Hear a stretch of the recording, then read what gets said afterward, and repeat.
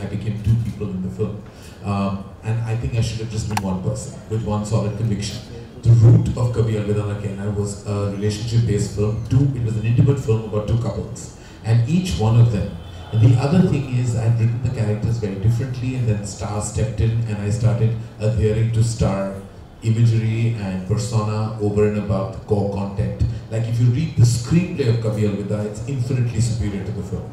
And I think that I let many moments of that film down by some parts were overcast, some parts were overtly opulent for no reason. It took away the intimacy and paved the way for mainstream. With the result, it has a neither here nor there feeling. While some scenes in the film are very strong and impactful, others are, I would say, like perhaps, catering, which they shouldn't have. It's the one film and only film in my career graph that I'm going to do again. And I will do Kabhi Alvida and hopefully get it right. Is there a filmmaker, which filmmaker has the maximum entries? Turns out Vishal Bhardwaj is true. Karan, one filmmaker over others that you feel has had the greatest impact on where cinema is headed even now, and where that period of 1995 to 2015 is concerned. Who perhaps left the most indelible stamp? Alright, so I would say that if I had 94 to play with, I would say Shubhra Gupta. Absolutely. When Hum Aapke Hain Kaun was, it's a film that everybody references in some way or the other. Aditya Chopra, of course, is in here because in October 95 was when Dilwale came out. And I would also say that Maine Pyar Kiya, Shubhra Gupta, also I would say Karan Johar. I think that would have been, those are the three filmmakers I think really have shaped the 25 years that came after that in a way that no other filmmaker has, because each one of those films is the kind of gold standard by which other filmmakers even create romances around them. It's only when people started breaking the mold, which is why the films that you're seeing here are all films that did something that these guys had not, or they had left a little space, or something they did that these films had. It was like, where do you go after Qayamat Se Qayamat Tak? Where do you go after Dilwale? So these are all films that were, in a sense, a response to these three big films. Yeah? I have thereabouts, and some of them we don't give enough credit for. I think, if you think about, when we talk about modern day, contemporary, casual, conversational writing, it actually started with Dil Chahta Hai in 2001 with Farhan Akhtar. Many filmmakers followed suit and made filmmakers like Zoya Akhtar, Imtiaz Ali. They I think came from the similar space. But Dil Chahta Hai was iconic. So I would say Farhan Akhtar was iconic for creating this casual conversation in film, which friends like Ashley in Urban India speak like. Then when you talk about just sheer visual opulence, I think Sanjay Leela Bhansali sets the template. And today we've all seen the trailer of Padmavati. He pretty much paints celluloid like no other filmmaker does. He does what K.R. did with Mughal-e-Azam. He does with great filmmakers of the year, to paint just cinematic, just make it so cinematic that makes you question digital always, because it just makes you feel like every frame is a painting. Sanjay Bhansali would be the other filmmaker. When we talk about Anurag Kashyap, we must say he started a movement that we still don't give. Of course, he gets a lot of credit from people in and around that movement. But we must know that there are many films and filmmakers that have spiraled off the energy he kind of created. And I think that he has created a movement of sorts, and good, bad or ugly, there is an energy he brought into the movies that we must respect him for. Beyond that, of course, I'm not mentioning the greater filmmakers, but lastly I would say Raju Hirani for bringing across this syntax that Rishikesh Mukherjee, Basu Chatterjee actually had created, and then no one took forward. Because everyone started going either glossy or exceptionally real, he created the common man conversation. I think, that by making the films catering to a very strong middle class morality, that is what represents us as a nation. So these are the four names I would say that are, I think, beyond every other filmmaker, are, I think, flag bearers of Indian cinema in a certain sense, across various and different kind of, I think, syntax energies. I would also include Diwakar in this, Diwakar Banerjee, absolutely.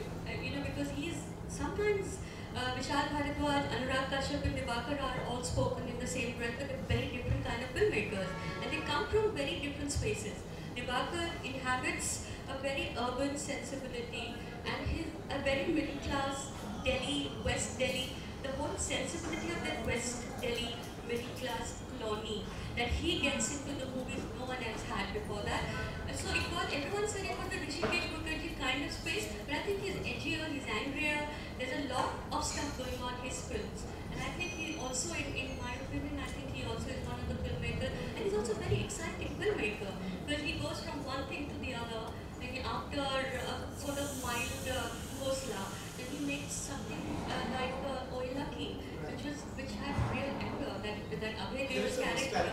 Yeah. No, totally. In fact, I have a great meeting with Divakar. I remember meeting him for the first time at a Hindustan Times conference, and I walked up to him and said, "My talkies with Zoya, Anurag, and Divakar and me." Initially, I think Divakar was really worried about me, because he worried that I'll come and ruin that, that whole set piece created by them. That ye pata nahi aa jayega, song, dance will happen, and he'll make something like that will not connect to the rest of the the films that were made. So I was like, no, when in Rome do what the Romans do, I'm gonna like just go down that path. So I'll take tight clothes up, so things that are not relevant, and maybe I'll fit in. But I didn't land up doing that. But I did land up like a preacher, not a filmmaker. Like, who would come from God knows where. When I used to give those interviews, we had the maximum fun, mom. We're making the part 2, which Ronnie Screwballa is producing, and I can't wait to go back, because the theme is love and lust. And I have no idea what between 4 of us, what we're going to create. It's going to be kind of manic. So I would say that, I think Divakar, Anurag, Vishal, and there's Rajat sitting right over there. Yes, Rajat's here in the house. He's such a, he's a disruptor in a classic way. He's done films completely out of the box, and I love his Aankhon Dekhi. I think All of us. one of the best films that I've seen in a long time. And every time I reference his film, which I really like, and I said, this is the man who made the film, and he makes them in a way that no other filmmaker does, and I think that's really why he is in the book as well. Also, I would say that, so Meera Naik's Monsoon Wedding, again, it's not a big Bollywood film, but it subverted the whole idea of the big, large wedding where everyone's happy, everyone's eating together, everyone's dancing, and everyone loves each other. It was She's talking about your film. I'm beyond it now. I'm so used to hearing all kinds of things about my films. It's fine. I take it with a pinch of salt now. Lots of salt. No, so it's not just Karan. It's all of the other stuff that we do, where the insistence on people being happy, I think, has been the ruination of Bollywood. And I think they said, well, why should people be always happy? I think it's wonderful to be, a little bit thoughtful. It's wonderful to actually have a thought in your head which you can pursue for a minute and a half. It's absolutely fabulous, and I think we as viewers grew up long before filmmakers are still catching up. And I think this is the year, I find, that 2017, in very many ways, is actually telling us that the big budget, the tentpole movie, may need to really work very hard for it to keep being relevant. Because the film that The Death in the Gun, Lipstick Under My Burqa, the film that we Newton, the film that we all liked so much, and they have not done that badly either. They're not all hiding under some rock, asking for viewers to come and watch them. I think it's the future. What she just said, that's interesting. She's a little bit schizophrenic because they're trying to do too many things and not really achieving that. So the second, I would address the second one. I think that is exactly the problem, because as Karan said, if you are convinced about what you want to do, then you should go down that path. Then you should not be really sort of looking at dressing up the star or dressing up the scene, or it's just window dressing there. Whereas I don't like calling it content, because I think it's not a word that I like. But I think, where is the plot? Where is the story? Where are the people? Who are these people that you're asking me to spend the 2.5 hours of my time with? Am I engaged with them? Do I really like them? I don't have to like them, is what I was saying when I talked about being happy. I may not like them immediately, but I have a relationship with them. I think that is what is a little bit of a problem here. You have personas. Films are still being written in 2017 to suit the persona of the star. I think that needs to, somewhere, there needs to be some awareness that no longer will exist. I remember you telling me that when you're on the table, you know how much money that you're going to be spending in that film, and you know pretty much what is going to happen. You know exactly, your financials have to be so clear. So I think a combination of both, where you're not going all over the place, where let's go shoot here, let's go shoot there, let's pretty it up, and also the awareness that we need real people It may not be real in that real grunge and that kind of grotty, grungy sense. It could be just real people, the truth. Yeah. Sometimes you don't need to dress up a film because it's not required. It's not for the audience that will enjoy that dressing. So you have to identify that right at the beginning. You know, you certainly can't add music into a film like Lunchbox. It's not going to help it anyways because people will decide whether they want to see it irrespective of all the dressings and trappings of mainstream cinema that you add. So I think it's important to identify your audience, which is what pretty much we don't end up doing. There is a strategy, you know, that is what studios abroad, international filmmakers do. They identify their audience and then go along. We tend to kind of want to do everything because we think we've made a really new film and then we cop out at the last minute by adding something to the film, which will never help really. What's the last great Hindi film that came out of India? The last great Hindi film that came out of India. You know, I know great is a Like, yeah. great actually, you need to have, like, for it to sit for a bit, Sure, for it to sure. have greatness attached to it as far as I'm concerned. But I think How far back would you think that? You know, I feel like Lagan was the last great film to come out of it. And I feel like everything, there's been the Viram Navai and there've been some. But I feel like do they have the enduring quality of Lagan? I'm not sure. I don't know. I mean, I think you're overthinking it. I've liked so many movies in the last 15 years, but I don't know. Only retrospect acquires greatness, right? Sure. You know, I think when we are like 70, we'll realize what was really great. Because, you know, generations beyond us will talk to us about movies. Like, we know Sholay is great because we still talk about Sholay. We know Mughal Azam is great because we're still referring to Mughal Azam.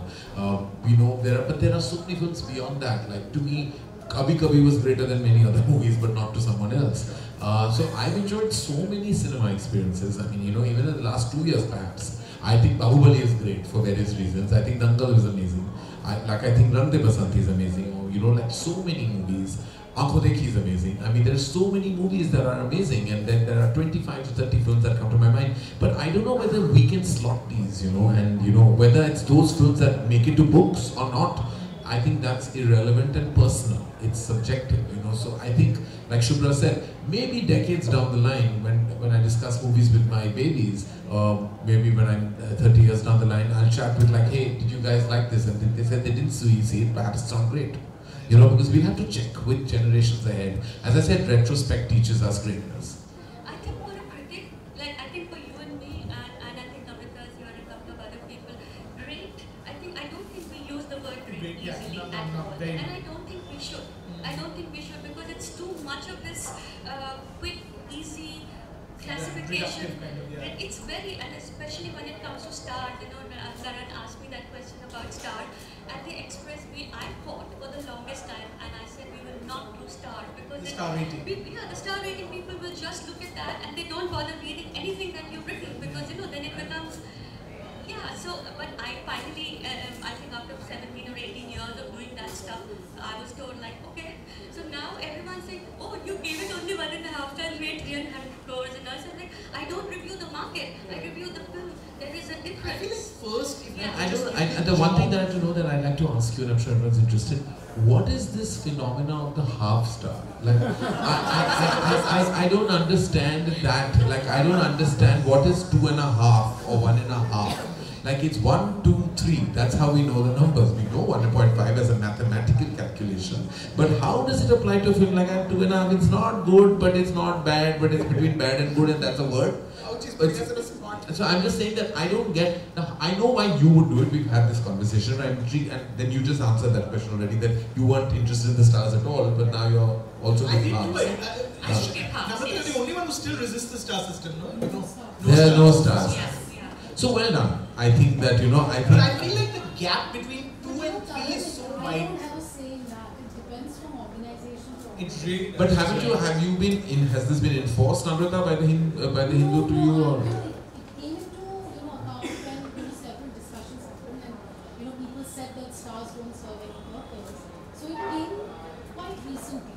But I think I'm really happy with that. It just unburdens you as a writer to take off. I think the reason to have stars is the quick conversational point that comes out of a review when you read it. It's a like if I've read your academic analysis of the film, it may not be immediately engaging as much as the final result. It's like, test mein marks kitne mile is what we want to know. So when you say 2, 2.5, it's immediate indication. So I suppose your 2.5 is because I liked it, didn't love it, but I didn't love it that much, so I will give it 2.5 and be safe. So I think it's 2.5 is, I think that 2 and 3 gap is too wide. You know, the 2 is kind of below average. and the worst is when films get half star.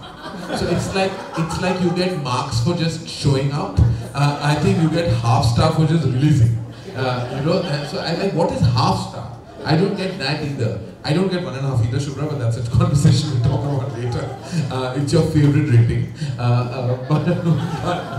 Like Shubhra didn't mind the film. She gave it 2 stars. That's the indicator, apparently. I was like, yes, it is the indicator. It's yeah. 2. It's fair. Yeah. 1 is poor, 2 is fair, 3 is good. And there's something between poor and fair, which is bad. It was okay. Like, I will tell you this, Karan. I go there, like I said, I'm looking for something Right. to like. And No, I will that's tell true. you that I did not like this, but I will also say that this worked for me, and I'm always the stars, I wish we could just throw it out of the And I have to say the scary part about Shubhra's review, that it pops up first when you write reviews of a film. So that 1.5 stars staring at you every time you write reviews of the film, and Shubhra's review is out there. Like, oh God, can someone push the others up a little higher? As a filmmaker, doesn't it disappoint you? You know, this whole rating system makes the film look like a product. It's not a Maruti car where you say, okay, the interiors were this, and you know, the tires were not very good.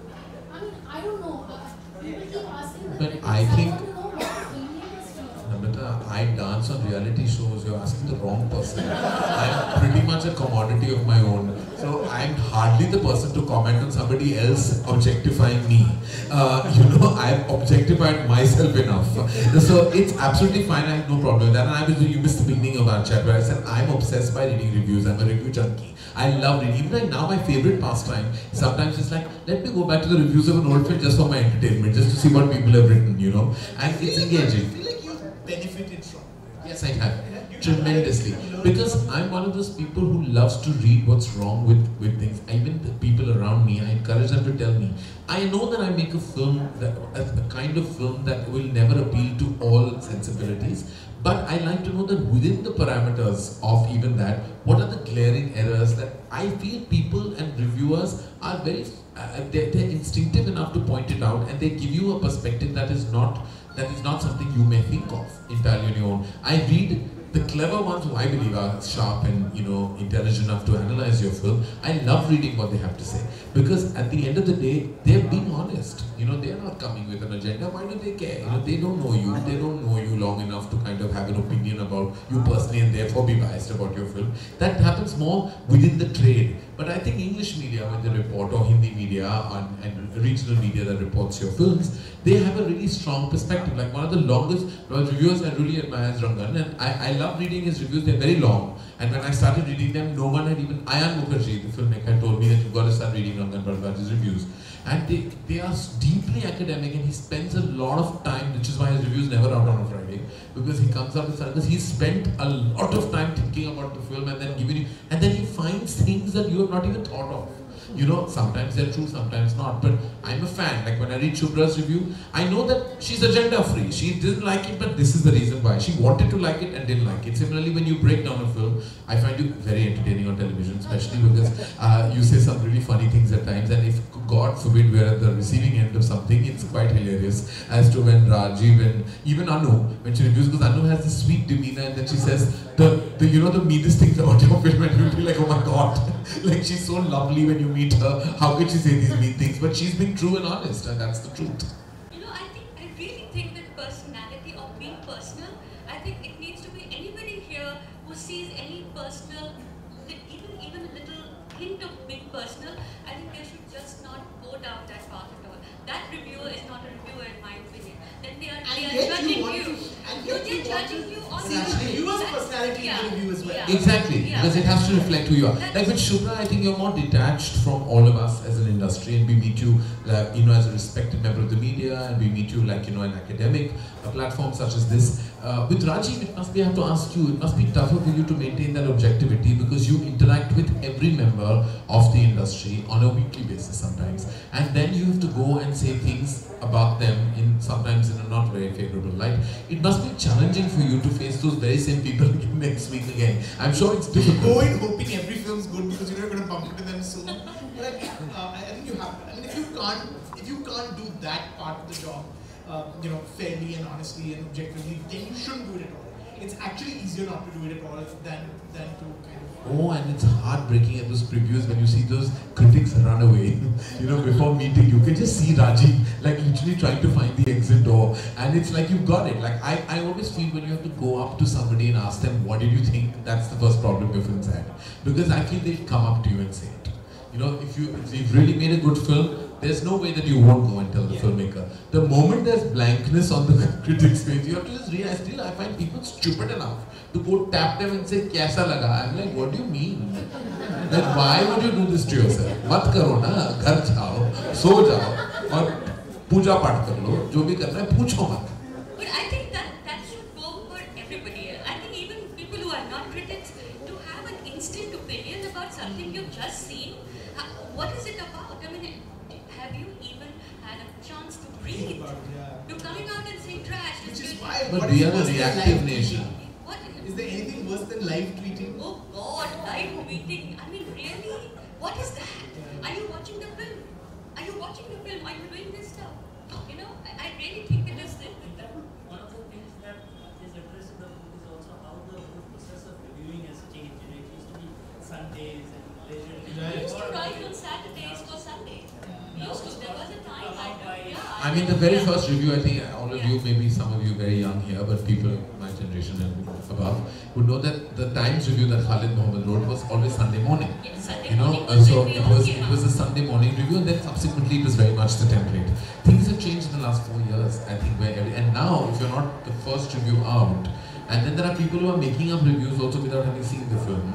Online you read like on Thursday, because Dubai, people see the film and then reviews are, like the whole idea is for an event film, like who got it first. Like the first review that, becomes like the big deal to talk about. I want to go back to the book, Shubhra. If you could, are there films that you couldn't include that broke your heart? Rocket Singh. I absolutely wanted to include Rocket Singh. I thought it was absolutely my favorite Ranbir Kapoor film, and I think Yash Raj, for some reason, had lost their mojo. In the few years preceding that film, it was almost as if they had no idea what kind of movie they wanted to make. Suddenly, Shivita and Jaideep, they came up with this film which is so true. To me, it is one of the truest films that I've seen. Unfortunately, it didn't do well. Apparently, according to Yash Raj themselves, they say it's the worst performing film of their entire. That might have changed since Scary Band came along. Yeah, perhaps. But I think it really broke my heart. I really wanted to get into that one. I absolutely wanted it. Yeah.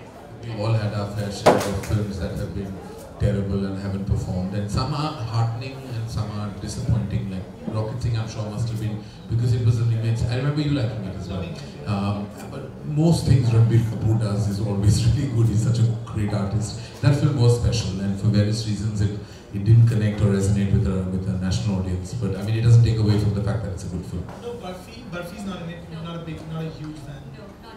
Bhansali just won. Black. Bhansali, yeah, Black, because it did something. It got disability into the middle of the narrative in a way no other big mainstream film had done, with Mr. Bachchan and Rani Mukherjee both essay characters who had difficulties, who had challenges. And I think for whatever it is worth, whether, I do find on a second visit, I thought the baroqueness of that film, for lack of a better word, did bother me a little bit. The fact that Mr. Bachchan plays a teacher who jerks this little girl around a little bit was also bothersome. But I think as a film, and at the latter part, there's a lovely tender scene between him, his character, and Rani Mukherjee, where the possibility of something more than just being a tutor and a mentor is explored, but it's gone in a flash. But to me, it made the film. And I think it really, yes, I think it's, because after that, My Name is Khan came along, Tare Zameen Pe came along, suddenly disability was not this thing that had to be treated in a like these guys from the zoo, or, it absolutely was some amount of sensitivity, and with people having their own narratives. I think think even Margarita with a straw. This was a person. It was a person. She had a person. She had something to say, and I think it was fabulous. Are there titles in this that you get pulled up for? How could this be in it? Do you get that a lot? I get the Rohit Shetty film, Golmaal. I was gonna write. Yeah, the Golmaal film, absolutely. I think I had not liked anything that he made except for Chennai Express, which I really liked. Really liked, yeah. And I just felt that this kind of film that he's done it was so successful that it wiped out the possibility of every other kind of comedy that existed before that. You know, Priyadarshan, it was before that, David Dhawan was before that. So kind of a broad, slapstick comedy, physical comedy. None of the gentle, thoughtful, the kind of humor that comes from interaction, the Rishikesh Mukherjee kind of. It may have had a second innings if this film hadn't been the monstrous success that it was. So a lot of people say, what was that film doing? What is what is Govinda doing in the book? And I think, Govinda, why not? I mean, how can you have a film book for the last 20 years without mentioning Govinda? Because he was such a, he was such a player, and I think he's such an underrated actor. I wish he was, somebody gives him a role worthy of his time. And our time. Yeah. To both of you, do you find that your relationship with the film or your response to a film changes with time and considerably changes with time? Or how you feel about a film? I was actually looking at myself when I was looking at these films in the last 20 years. It must have been an exercise to It was something that I was doing consciously, and I kept looking at, did I like this film a little more than I should have? But for I always look at film as, what did it do here? Did it touch me here? How did it make me feel? And I think in that sense, I don't think there was anything in this, except for perhaps Black, which I liked much more that time than I did this time. Maybe that and a couple of others. Every single film, same. I was hitting the same marks every single time. Yeah. I think that sometimes many films are judged too soon, and you kind of tend to then the film acquires a certain love and cult status. One of our films that I feel got a lot of love but much later was Wake Up Sid. I remember when Wake Up Sid came out, I didn't know, people just, I don't think it got the reviews that actually goes with the appreciation it has today. Because the irony lies in the fact that many people who saw Ayan Mukherjee's second film, Jawani Diwani, all came out saying that, oh, we liked your first film more. But that was not what they said at that time, and you are one of them. And it was like, I feel like it didn't get the required love because I think it was truly a wonderful coming of age narrative. And you know what I mean? It didn't get that kind of like. Similarly, there are films you overtly enjoy at the time of release because it's a bit of a celebration, it's a time, mood of the nation, your mood, your own mood perhaps, perhaps makes you engage with the film a lot more. Then you revisit it, and it's happened to me with so many feature films. And I'm a cinegoer much more than a filmmaker. I really watch films like an audience. For me, like, it's exciting to be sitting in a cinema hall and watching a film. And many a time I've said, oh my God, I loved it. And I use words quite loosely at times, and I keep getting, like me and Adi as in Chopra, he's like, why are you so struck?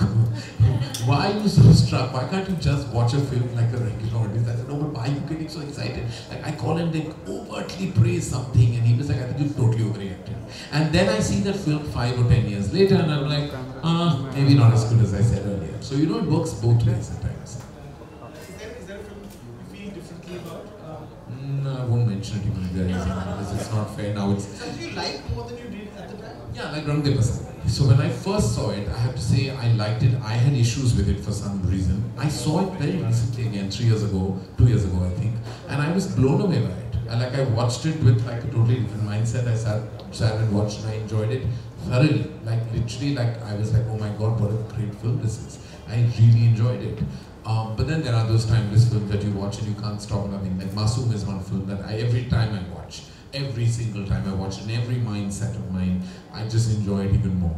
So there are films that live the test of time, and some that evolve, and some that dissolve.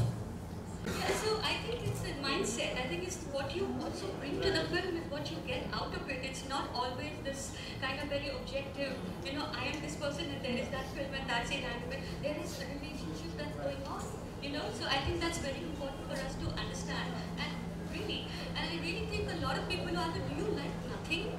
I mean, I'm sure we get asked this All the question time. all the time. So this, have you read it? Have you, please read it and then tell me whether I liked it or not. It's very hard. It's not that hard. Okay, 300 words, not that hard.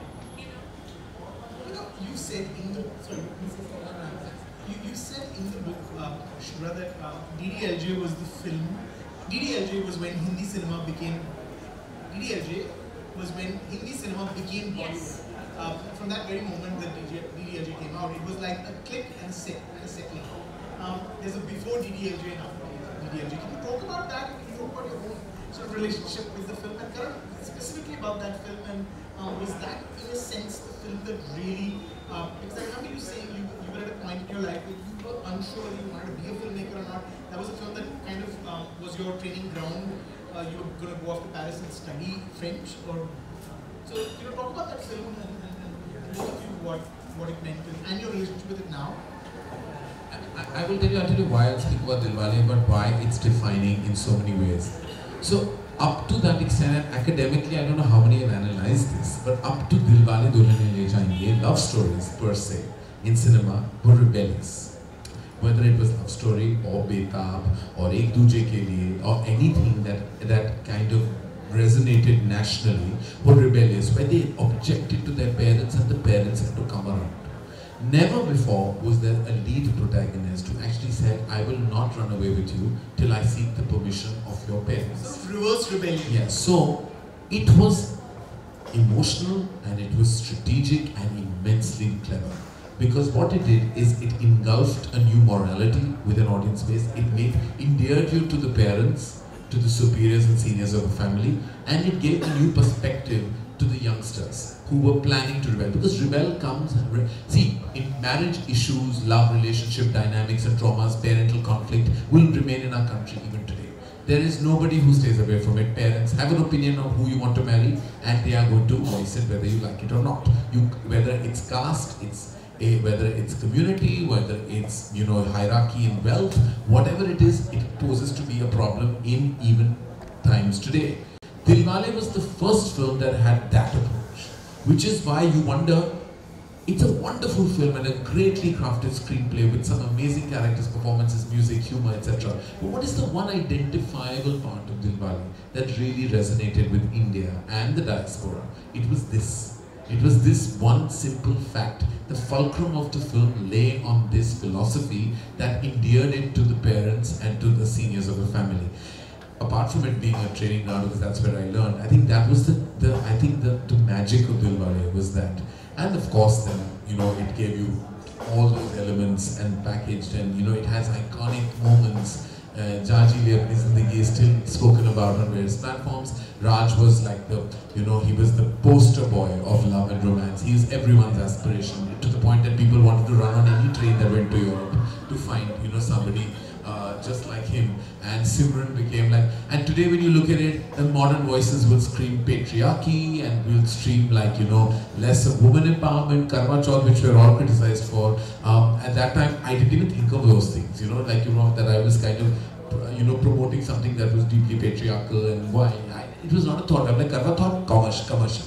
That was the thought. Shadi song, commercial. We must have these things, big set, commercial, big. It was like those were our mainstream elements. Like my father used to say interesting things. He used to say like, you must have a buffer scene after interval. Now that was because people are settling in, so the scene should make no sense after interval. Because you should not feel, that's what a buffer scene meant. That buffer scene का ये मतलब है कि पहले 2-3 minute में ऐसा कुछ मत करो जो that moves the story ahead. So we used to like, he said before interval don't have a sad song. And then interval के पहले थोड़ा फिल्म को drop करो. I mean, end climax के पीछे फिल्म को drop करो ताकि climax उठ जाए. So how do you, these are things that my father said that to me, it was just set in my head. So no slow song before interval, buffer scene after interval, a week and pre-climax for my climax to rise. I mean, it was like things that were just set in our heads. We didn't know better. We were young filmmakers that were trying to just understand the balance between commerce and art, trying to bring our own voice to something that was mainstream. There was no multiplex then, there was no single screen divide with a multiplex. It was just an audience. We made movies that had a first half and a second half. First half was fun and games, second half was drama and emotion. It was clearly a template. There was no other template taught to us. Today you have to give logic so much thought. Like, you know, like it's daunting that the film has to make sense.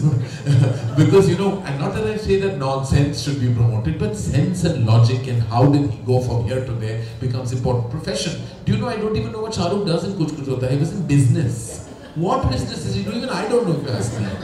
And the film made no sense in so many parts. What were those 8 letters and what did she write in those first 5 of them? No one questions these things because it was pure conviction that you went with, you know. And today, like, everything is broken down. So those films, Aditya Chopra and me, came from a different time.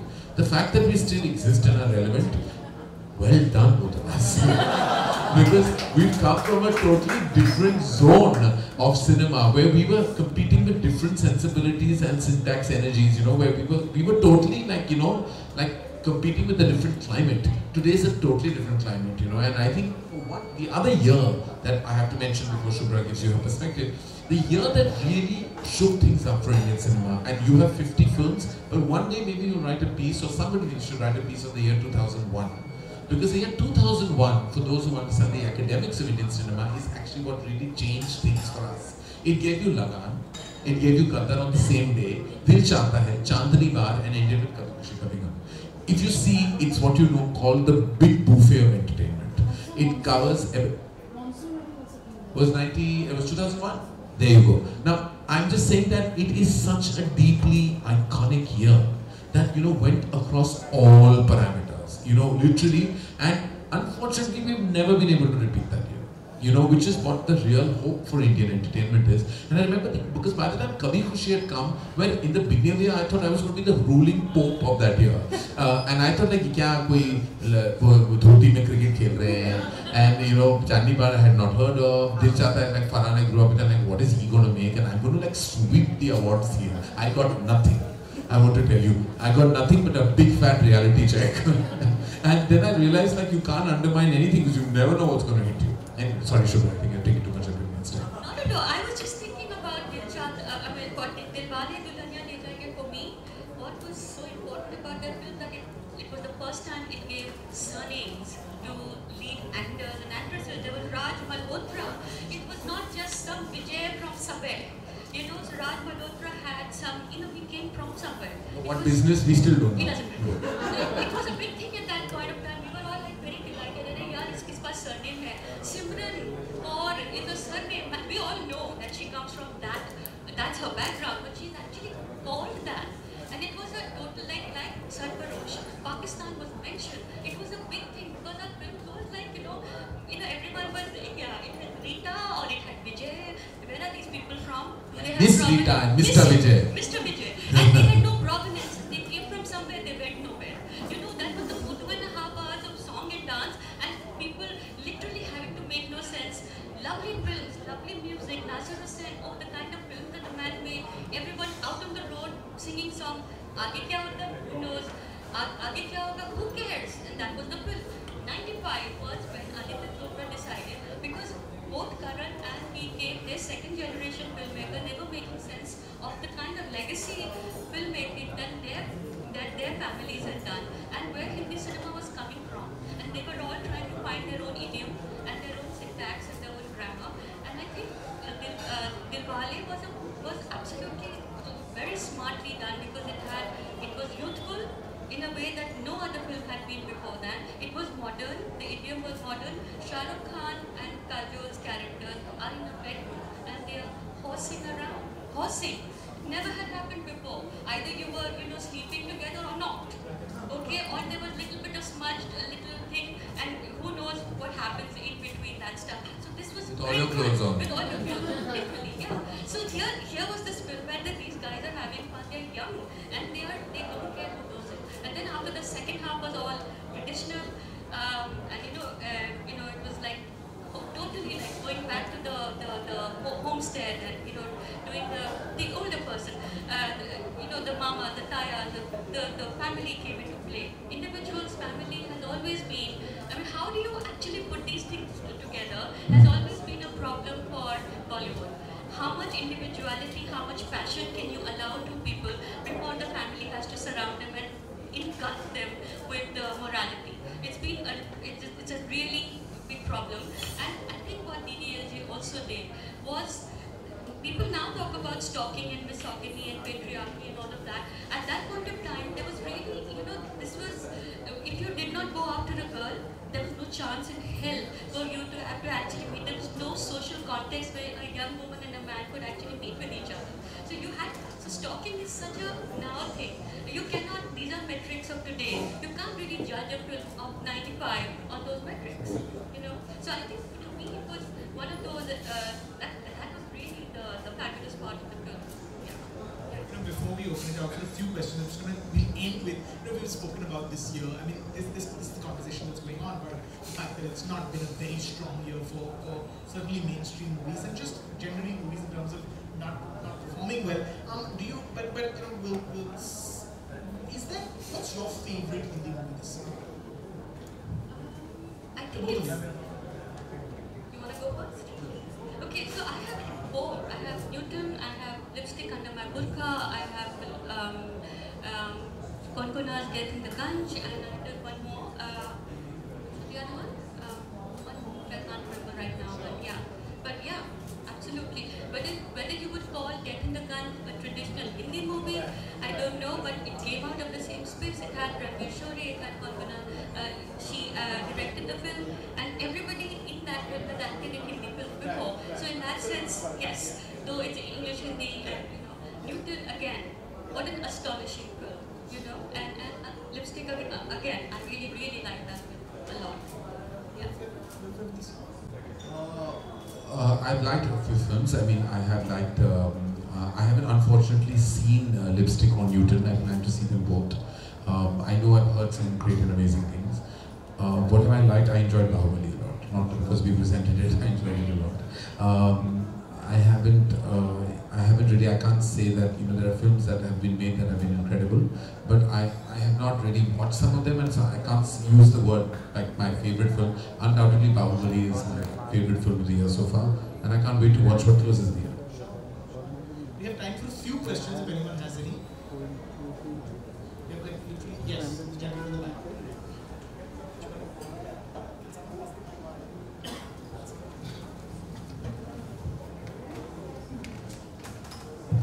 Hi.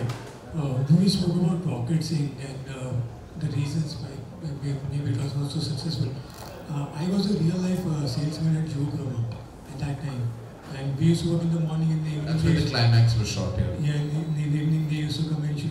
According to me, one of the reasons why it was not successful is because it was past its time. It was like at least 5 to 7 years past the prime time when people in the Lamington also we used to assemble computers and all. I was at a Dell company who used to customize laptops and they were delivered. So I think it was just a time lapse from the prime time. That's the reason. Also, I think that the other thing, sir, I think is it was a very internal film, and sometimes internal films don't really work. It was about an issue about an office and what happens, and sometimes those can make very exciting narratives, but they don't engulf a large part of the country. Like they feel it's too internal. Films have to be conversations. They tend to kind of work in a big way when it works on either the scale engulfs you or then the content you identify with. A film like Rocket Singh becomes too internal an experience, I think. Hi. So as you guys said that when we come out of the theatre, we make a perception about the film quickly, and as you said, we are a reactive nation. But don't you think that the first impression that a film makes when you come out is the most important impression? I mean, yes, the film can grow. It can grow on us, our opinion can change. But for me, the opinion that I have after 2.5 years matters the most. That yes, this struck me. After that, I can find nitty-gritties in the film. This was wrong, this was right, whatever. But for me, the most important reaction is what comes right after the film is finished. Don't you think that that is the most important? A feeling that it gives you while you're watching it. I think pretty much that instinct, definitely, I think Shubhra would tell you that you have while watching it.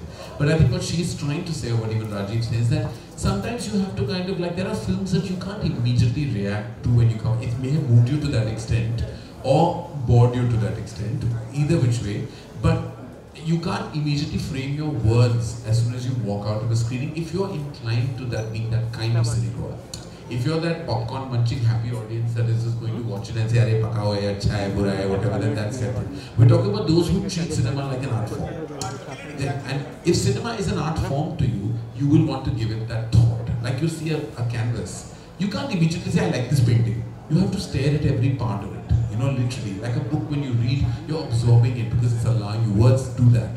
Visuals sometimes tend to not. So I think that's what I suppose you mean. I also feel we're moving towards, and which is a good sign, a lot of films which don't give you easy answers. Like I don't immediately know how I feel about a certain film. It might make me feel uncomfortable, but it's a deeply satisfying film.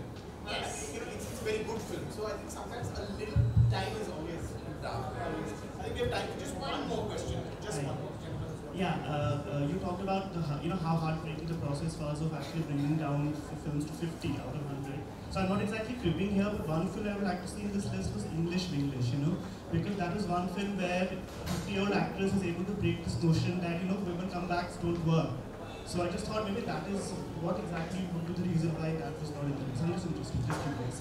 So I think it was everything else was a little more important than that. Everything else, sometimes that's the only way that you can do this kind of stuff. So I think we have to run. Running out of time. Yeah. We just unwrap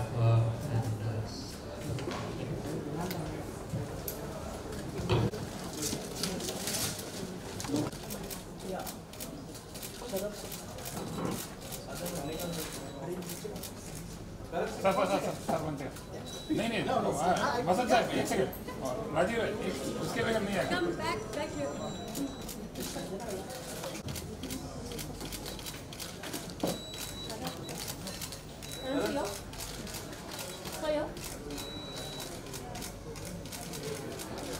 Thank you so much.